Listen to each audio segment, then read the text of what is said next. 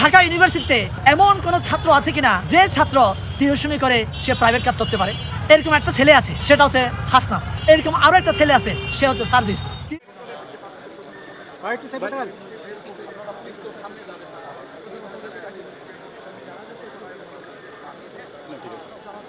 মাথায় এতদিন কেন তাহলে সে বিএমডব্লিউতে চড়ে নাই? এতদিন কেন তাহলে সে আইফোন কেনে নাই? এতদিন কেন সে তাহলে এক জেলা থেকে আরেক জেলায় যেতে ফ্লাইট করে যায় নাই? হঠাৎ এই 3 মাসে সে কি হয়ে গেল? কি পেল সে? আঙ্গুর ফুলে কলা গাছ। উপদেষ্টা মহোদয় জানাজায় উপস্থিত ছিলেন। আমাদের আর্মি চিফ জেনারেল ওয়াকারুজ্জামান উপস্থিত ছিলেন। প্রায় ডজন খানেক। চিনেন এই সমন্বয়করা এক সময় আপনার পকেটের টাকা ছিল না, চা খাওয়ার টাকা ছিল না, এক জায়গা থেকে আরেক জায়গায় যাওয়ার জন্য ওদের রিক্সার ভাড়া দেওয়ার টাকা ছিল না। এখন ওনার সাথে আমার অনেক দিনের পরিচয়। ওনার সাথে আমার পরিচয় 2007 সাল থেকে, যখন উনি। আসসালামু আলাইকুম ওরহমতুল্লাহি ওবারকাতুহ। যারা দেশ এবং দেশের বাইরে থেকে ভিডিওটি প্লে করছেন তাদেরকে অসংখ্য ধন্যবাদ। উপদেষ্টা হাসান আরিফের জানাজার নামাজে উপস্থিত ছিলেন প্রধান উপদেষ্টা, সেনাবাহিনীর প্রধান ওয়াকারুজ্জামান, আরও অনেকে ছিলেন উপস্থিত। এদিকে সার্জিস এবং হাসনাত আবদুল্লাহর গোপন তথ্য ফাঁস করলেন এক স্টুডেন্ট।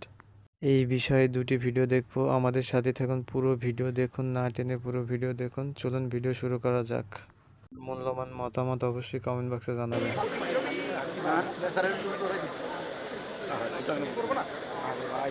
ভাই ভাই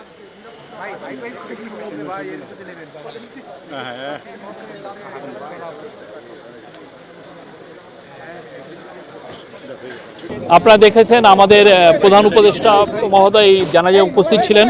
আমাদের আর্মি চিফ জেনারেল ওয়াকারুজ্জামান উপস্থিত ছিলেন।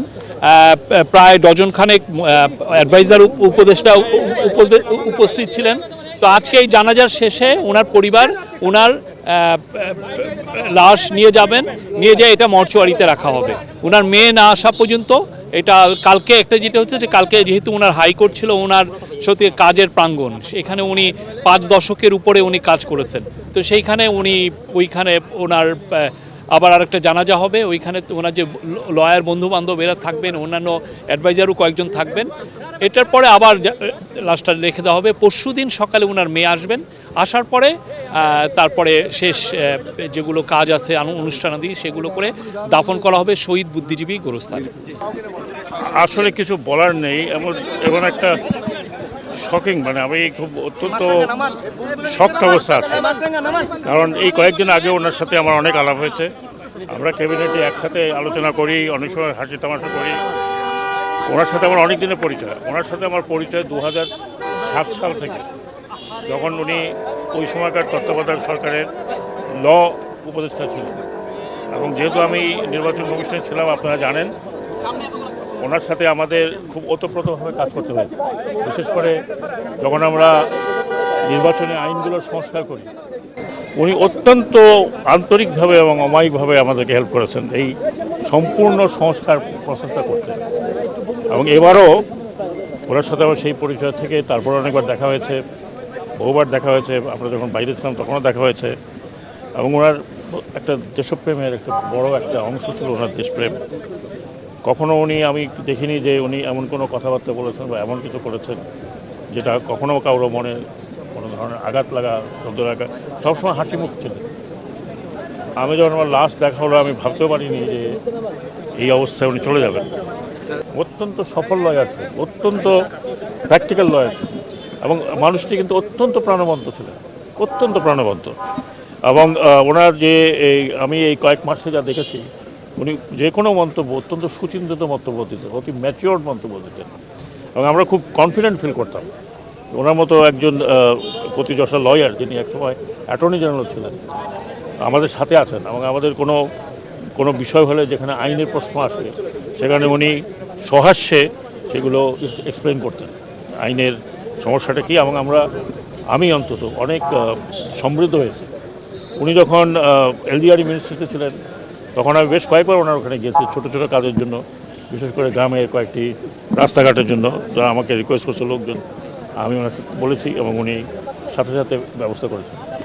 এইরকম একটা লোক এই সময় বাংলাদেশের এরকম মুহূর্তে ওনার যে চলে যাওয়া এইভাবে, এটা কিন্তু অত্যন্ত বড় একটি ক্ষতি দেশের জন্য। প্রিয় দর্শক, এখন চলুন দেখে আসি হাসনাত আব্দুল এবং সারজিতের কি গোপন তথ্য ফাঁস হলো। আমি রাজনীতিকে কোনো পেশা হিসেবে দেখি। প্রথমত আমি যদি পেশা হিসেবে দেখি তাহলে এখান থেকে আমার আয় লাগবে, আমার গাড়ি লাগবে, বাড়ি লাগবে। কিন্তু আপনি যদি এটাকে নেশা হিসেবে দেখেন তাহলে এক্ষেত্রে আপনার এখান থেকে টাকা আসবে না, বাড়ি আসবে না, গাড়ি আসবে না, কিছুই আসবে না, বরঞ্চ এখান থেকে যাবে। এখন আমি দেখলাম এই যে বাংলাদেশের 53 বছরে যারা রাজনীতিতে এসেছে, যারা রাজনীতি করে, ওদেরকে বাংলাদেশের মানুষ কেন থুতু দেয়? থুতু দেয় এই কারণে এরা এই সমাজের যত আপনার ন্যাক্কারজনক কাজ আছে প্রত্যেকটা ন্যাক্কারজনক ঘটনার সাথে এই রাজনীতিবিদরা জড়িত থাকে, যার কারণে বাংলার জনগণ এই বাংলাদেশের রাজনীতিবিদদেরকে মন থেকে গ্রহণ করতে পারে না। এখন আমরা সবাই বলি আমরা 2000 ব্যক্তিগত 2018 সাল থেকে কথা সংস্কার আন্দোলনের সাথে জড়িত আছি, এবং 2024-এও আমি হয়তো বা মাঠে থেকে আমি অংশগ্রহণ করতে পারিনি, কিন্তু আমি অর্থ দিয়ে সোশ্যাল মিডিয়াতে প্রচারণার মাধ্যমে আমি মাঠে ছিলাম সক্রিয়। কিন্তু আমাদের আপনার স্লোগান ছিল কি, নতুন ধারার রাজনীতি, বাংলাদেশের আপনার যে বয়োজ্যেষ্ঠ বুড়া আছে এদের মতো করে আমরা চলবো না। কিন্তু আমরা শেখ হাসিনাকে তাড়ানোর পরে এই যে সমস্ত সমন্বয়কদের আপনারা চিনেন, এই সমন্বয়করা এক সময় আপনার পকেটের টাকা ছিল না, চা খাওয়ার টাকা ছিল না, এক জায়গা থেকে আরেক জায়গায় যাওয়ার জন্য ওদের রিক্সার ভাড়া দেওয়ার টাকা ছিল না। এখন ওরা যেহেতু একটা পাবলিক ফিগার হয়ে গেছে, পরিচিত মুখ হয়েছে, ওদেরকে নানা লোকে নানাভাবে চেয়ারের নিচে, চেয়ারের উপরে, ডানে বায়ে টাকা দিচ্ছে। এই টাকাগুলা এখন আমি আপনার কাছে একটা প্রশ্ন করি, ঢাকা ইউনিভার্সিটিতে এমন কোনো ছাত্র আছে কিনা যে ছাত্র টিউশনি করে সে প্রাইভেট কাজ করতে পারে? এরকম একটা ছেলে আছে, সেটা হচ্ছে হাসনাত। এরকম আরো একটা ছেলে আছে, সে হচ্ছে সার্জিস। টিউশনি করে নাকি ওরা কোটি কোটি টাকা ইনকাম করে।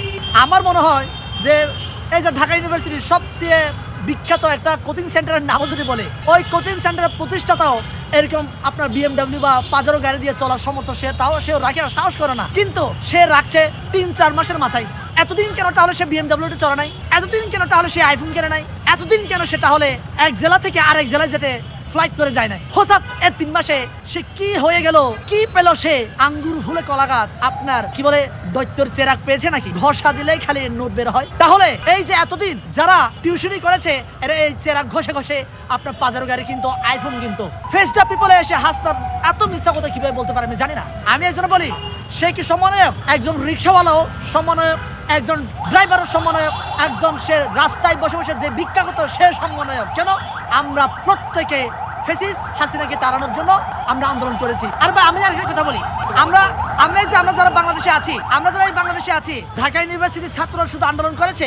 আপনারা কি মনে করেন না যে আপনার প্রাইভেট ইউনিভার্সিটি এবং কলেজগুলা, আপনার স্কুলগুলা এই রাজপথে নামেনি? তাহলে ওরা গেল কোথায় আজকে? এদেরকে কেউ চিনছে না কেন? আমি ওদের কথা বাড়িয়ে দিলাম ভাই, যারা কিনা আপনার বেঁচে আছে, প্রায় 15-16 হাজারের মতো অঙ্গহানি হয়েছে, এদের আপনারা পুনর্বাসন করতে পেরেছেন? পারেন নাই তো। তাহলে আমার কথা হচ্ছে ভাই, যারা কিনা চোখ হারিয়েছে, হাত হারিয়েছে, পা হারিয়েছে, অঙ্গহানি হয়েছে, এরা আজকে পাজারো গাড়িতে চড়ার কথা ছিল। ওদের রাষ্ট্র প্রটোকলে ওদেরকে আপনার যাতায়াতের মানে নিরাপত্তায় রাখার কথা ছিল। কিন্তু এই 2024-এ পরেও আমরা 4 জন ছাত্র বিপ্লবী আপনার যারা আন্দোলন করেছে, ওদের কেন প্রাণ হারাতে হলো? এর কোনো উত্তর আছে আপনাদের কাছে?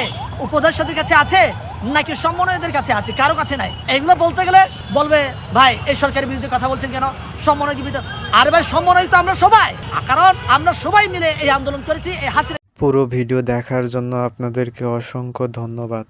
হাসনাত আব্দুল্লাহ এবং সার্জিস দুজনকে নিয়ে যে মন্তব্য করছে এ বিষয়ে আপনার মূল্যবান মতামত অবশ্যই কমেন্ট বক্সে জানাবেন। এরকম নতুন নতুন ভিডিও পেতে আমাদের সাথেই থাকুন, চ্যানেলটি সাবস্ক্রাইব করে আমাদের পাশেই থাকুন। ধন্যবাদ। আজকে এখানেই বিদায় নিচ্ছি, আবার কোনো এক সময় কোনো একটা ভিডিওতে দেখা হবে ইনশাআল্লাহ। আল্লাহ হাফেজ।